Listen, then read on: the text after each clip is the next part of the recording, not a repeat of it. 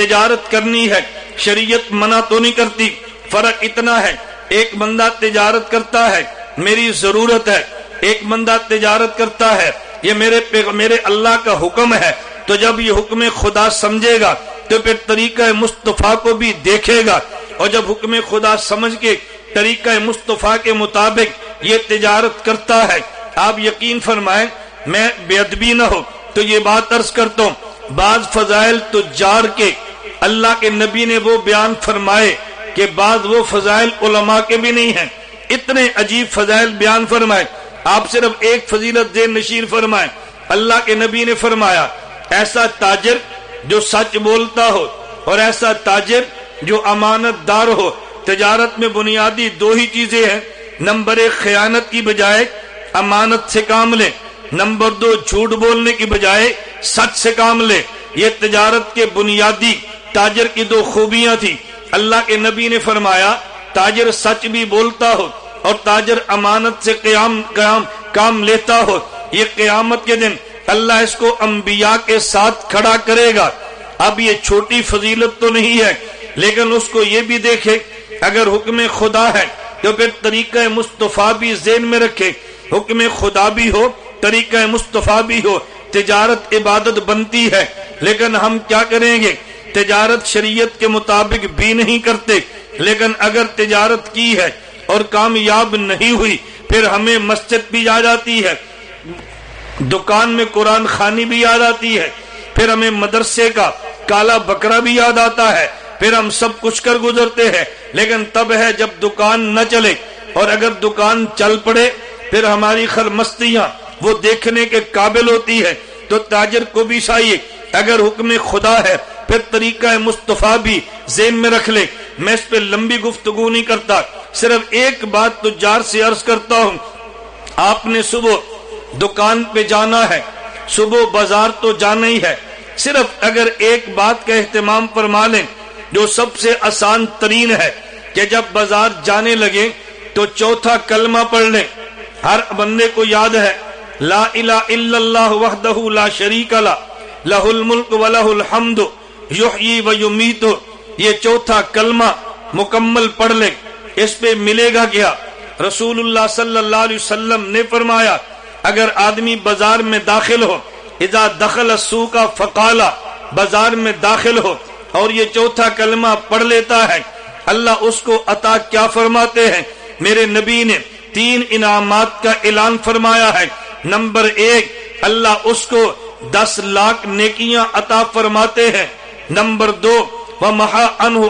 أَلْفَ سَيِّئَةٍ، اللہ 10 لاکھ گناہ معاف فرما دیتے ہیں۔ وَرَفَعَ لَهُ أَلْفَ دَرَجَةٍ، اللہ 10 لاکھ اجر 10 لاکھ درجے عطا فرما دیتے ہیں۔ بتاؤ یہ کتنا آسان کام ہے۔ آدمی دکان پہ جائے اور چوتھا کلمہ پڑھ لے، 10 نیکیاں بھی ملی ہیں، دکان پہ جاتے ہی 10 گناہ بھی معاف ہوئے ہیں، دکان پہ جاتے ہی 10 لاکھ خدا نے درجے عطا فرمائے ہیں۔ لیکن شرط یہ ہے آدمی حکم خدا سمجھے اور طریقہ مصطفیٰ سمجھے، ہم پوری زندگی گزاریں۔ میں شارٹ کٹ بات کرتا ہوں، ہم پیدائش سے لے کے موت تک اپنی جتنی زندگی ہے ہم مسلمان ہونے کی حیثیت سے تعلیمات پیغمبر کا خیال کر لیں۔ اگر نکاح ہے پیغمبر کی سنت حکم خدا، بچوں کی تربیت ہے پیغمبر کی سنت حکم خدا، اگر ہم نے تجارت کرنی ہے پیغمبر کی سنت اور حکم خدا، اگر خاندان سے معاملات ہیں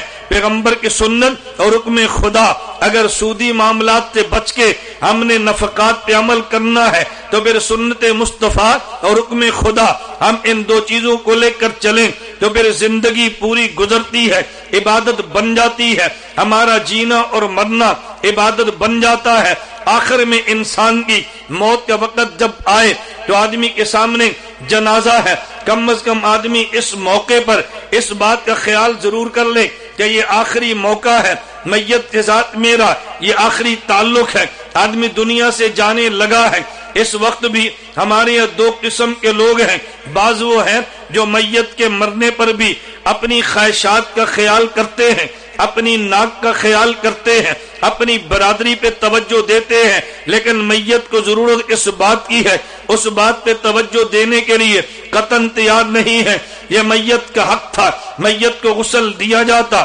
اس کا حق تھا، اس کو کفن دیا جاتا، اس کا حق تھا، اس پہ جنازہ پڑھا جاتا، میت کا حق تھا، قبر تک اس کے ساتھ جایا جاتا، میت کا حق تھا، دفن کے بعد دعا کی جاتی، میت کا حق تھا، اگر اس کے ذمے قرضے تھے ادا کر دیے جاتے، یہ میت کا حق تھا، اس کی وراثت کو شریعت کے مطابق تقسیم کر دیا جاتا، لڑکوں کا حق بھی دیا جاتا، لڑکیوں کا حق بھی دیا جاتا، ہم باقی کام کر لیں گے، لیکن وراثت تقسیم کرتے وقت لڑکے جبر سے حق وصول کر لیتے ہیں، لڑکی کمزوری کی بنیاد پہ حق وصول نہیں کر پاتی۔ ہم نے پیغمبر کی تعلیمات کو چھوڑا ہے، ہمیں بحیثیت مسلمان چاہیے،